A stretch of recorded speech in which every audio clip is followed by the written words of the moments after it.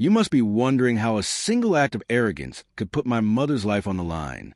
Let me tell you exactly how.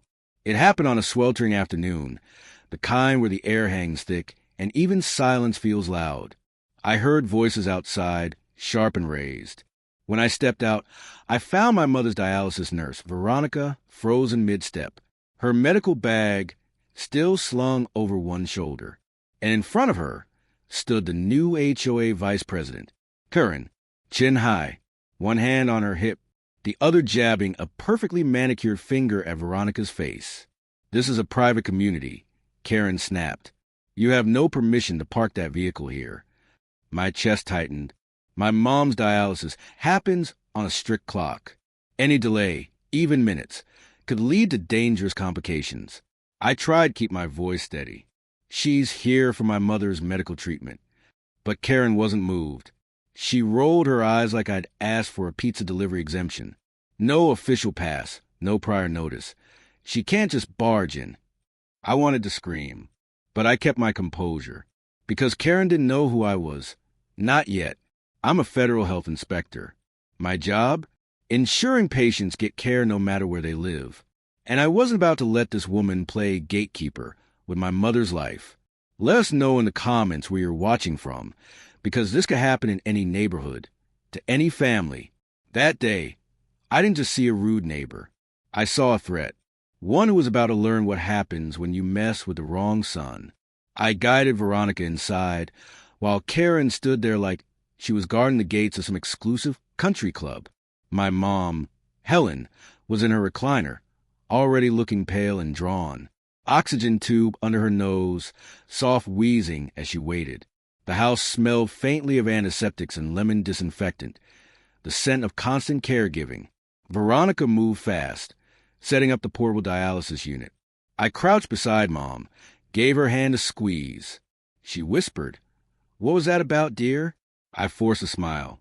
"Just one of the HOA ladies getting nosy. We'd only lived here for a few months. Bought into the whole clean siding, trim lawn fantasy. Thought this place would bring peace. Instead, we were surrounded by power-drunk board members who thought the sidewalk was sacred and compassion was optional."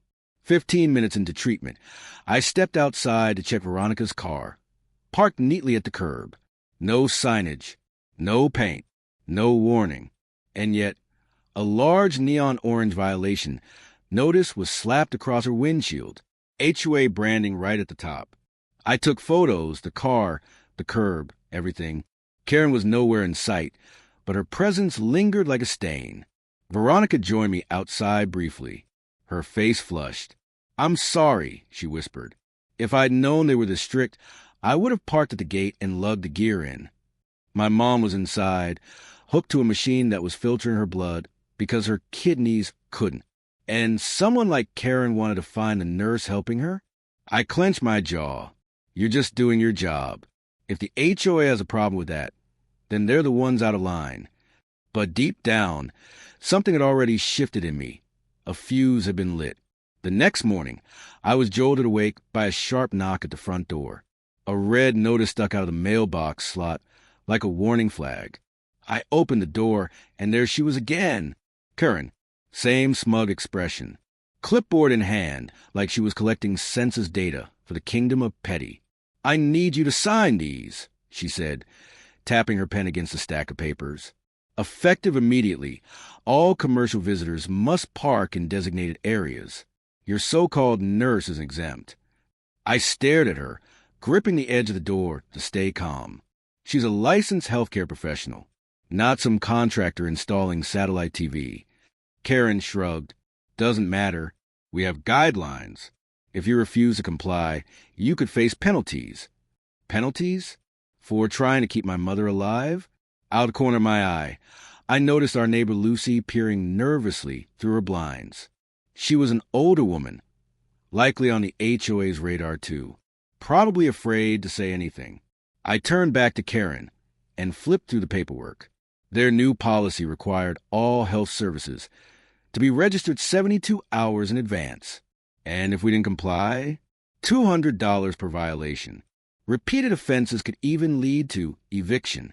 I nearly laughed, not because it was funny, because it was insane. "I'm not signing anything," I said, keeping my voice low but sharp. "My attorney will be in touch."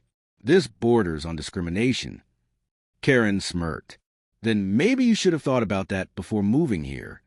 She turned and marched off, papers flapping in her wake like a warning shot. I stood there, the morning heat crawling up my neck, realizing this was no longer about one visit. This was war. I didn't waste time. If Karen thought I'd fold under pressure, she didn't know who she was dealing with. That afternoon, I started gathering information, not just for my attorney, but for something bigger. I talked to Lucy first. She opened the door like she expected me to be a threat, then relaxed when she saw it was just me. "She's got the board in her back pocket," Lucy murmured. "Especially the treasurer. Rumors they use those fines to fill some special fund." Her voice dropped lower. "And if you push back, they double down." I spent the rest of the day speaking to others. Anyone who had clashed with the HOA. Ron, 3 doors down, told me they'd fine him $100 because his granddaughter's nurse parked too close to a fire hydrant, even though it wasn't marked. "She's got anxiety," he said, voice heavy. I paid it. I wasn't about to fight the whole board. That was a pattern. They targeted the vulnerable, the elderly, the sick, the ones least likely to argue. That night, after Mom had gone to sleep, I pulled out the community bylaws. And the deeper I read, the more disturbed I got. The revised charter Karen helped push through didn't just ignore medical access. It excluded it. No exemptions. No emergency clauses. Just cold, controlling language about unauthorized services. And then something odd caught my eye. A bloated line item in the financial reports labeled operating expenditures miscellaneous. It was large. Too large. Were they funneling HOA money somewhere else? I wrote everything down. This wasn't just about my mom anymore. This was about a system being abused, and someone needed to expose it. Quietly, carefully, and I was the perfect person to do it. A few nights later, I was still at my desk going through documents when I heard a soft knock at the door. It was Lucy again. Her eyes darted behind her, as if she were being followed. "I probably shouldn't be here," she whispered, "but I overheard Karen bragging to someone on the phone. She's planning something big. Said your mother's nurse and others like her are violating safety guidelines. And she's filing a formal legal complaint with the HOA. My stomach dropped. She said, Lucy continued, "You'll either comply or get kicked out." I thanked her, and she slipped into the shadows like a spy in enemy territory. I stood there for a long time after she left, the air thick with something more than heat, something close to dread. This wasn't just harassment anymore. This was coordinated, strategic, personal. The next morning, it became official. A large envelope from the HOA arrived, sealed and stamped with all the fake formality they could muster. Inside, a violation notice citing newly adopted Section 3.2 and 4.5, banning unapproved third-party service providers from a neighborhood. We were accused of violating that policy and warned that any further visits from Veronica would incur $50 daily fines. We had 7 days to comply. Or else. I held the letter in shaking hands, my mind spinning with fury and disbelief. My mother couldn't wait 72 hours to receive dialysis. Missing even one session could cause fluid overload or send her into cardiac arrest. And now Karen was threatening us with paper threats and official notices, like she was some bureaucratic warlord. But that's the moment I knew it was time to show my cards. I wasn't just a resident. I was a federal health inspector, and I was done playing nice. I spent the afternoon drafting a letter, not as a son, but as a federal health inspector. I printed it on official letterhead, cited multiple federal and state statutes protecting medical access, and made it clear obstructing health care, even in a private community, could carry civil and criminal liability. I dropped it off myself at the HOA clubhouse. Karen was inside, of course, perched like a queen behind the front desk. Her eyes flicked across the letterhead, and for a split second I saw it, that flash of fear.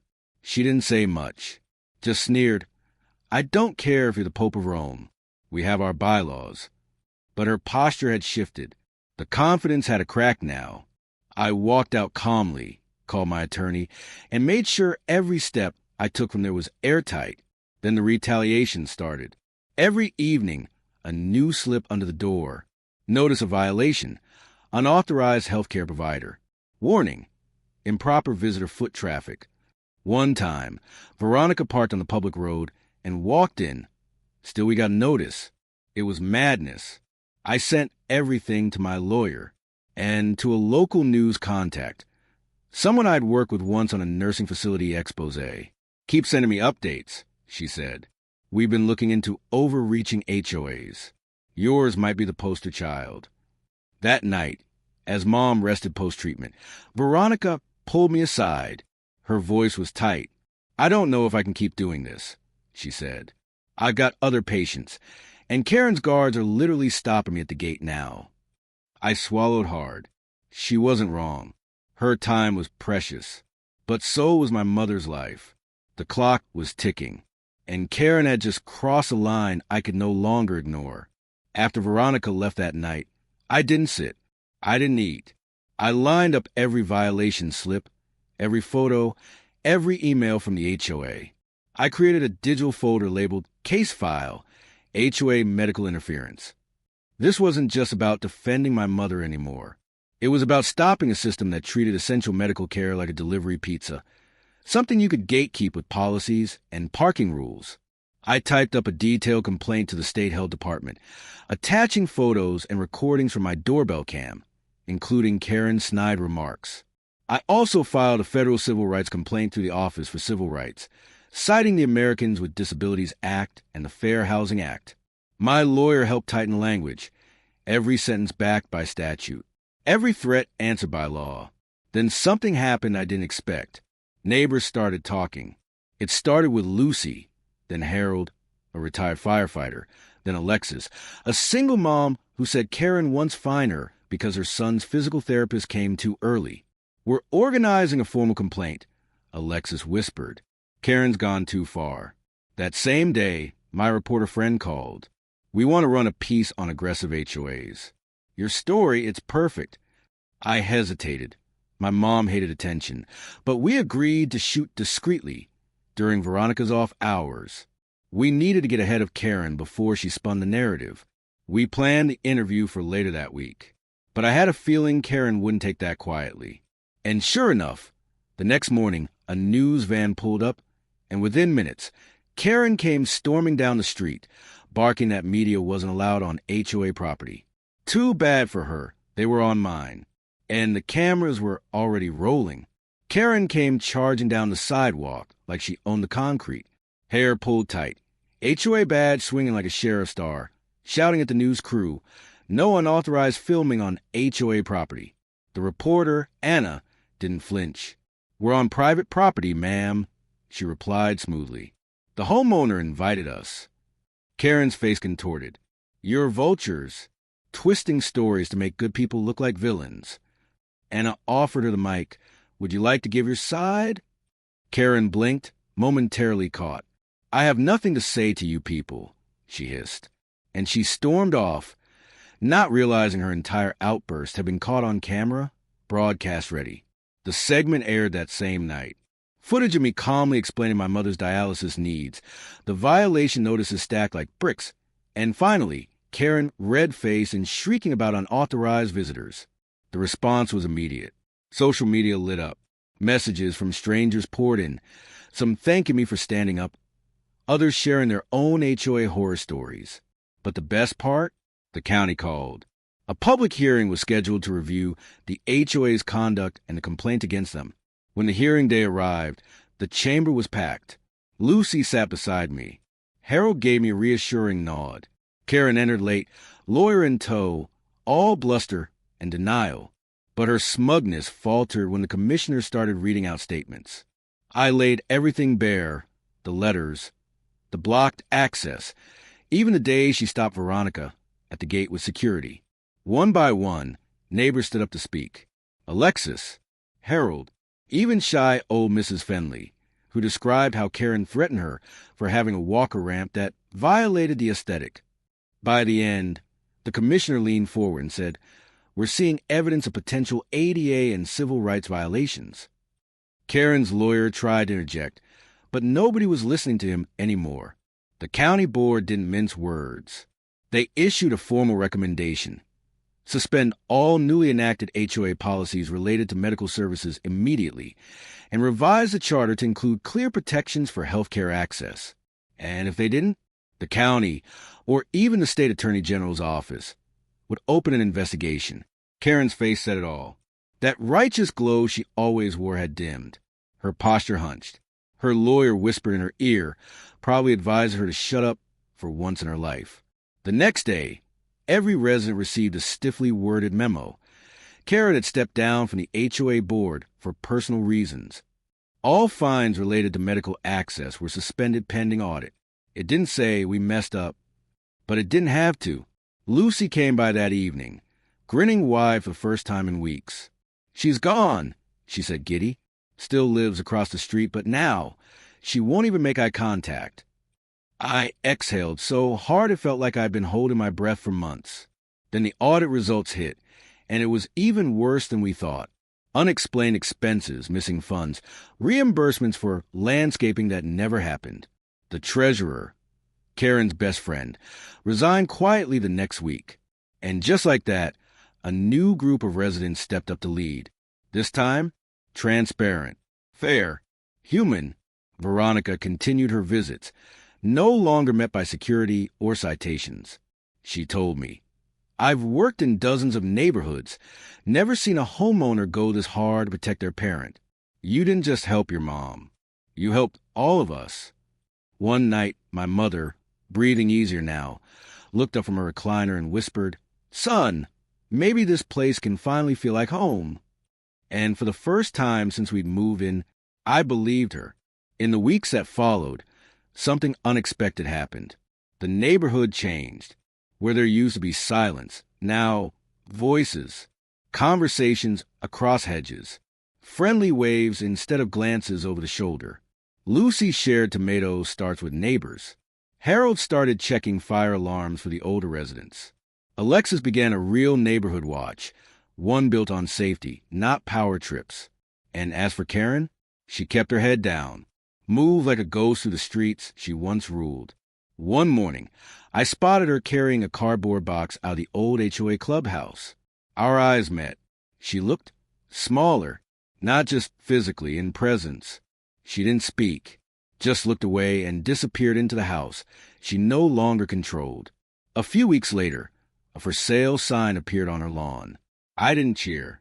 I didn't smile, because it wasn't about revenge. It was about relief, about the storm finally passing. And just when I thought things couldn't surprise me anymore, a small table popped up at the community entrance. Handwritten sign taped above it, Visitor Welcome Table. Beneath it, forms for nurses, therapists, delivery drivers, anyone who needed access to do their job with dignity. A simple banner above, We value health, safety, and community. That's when it hit me. We weren't just reacting to Karen. We'd rebuilt something better than before. My mom still needs her treatments. That hasn't changed. But now when Veronica arrives, she's greeted with smiles instead of suspicion. No guards. No fines. No fear. I keep a copy of the original HOA violation letter pinned above my desk. Not out of spite, but as a reminder that when power is abused, someone has to push back. And if they do it with truth and heart and community behind them, even the loudest tyrant eventually goes quiet.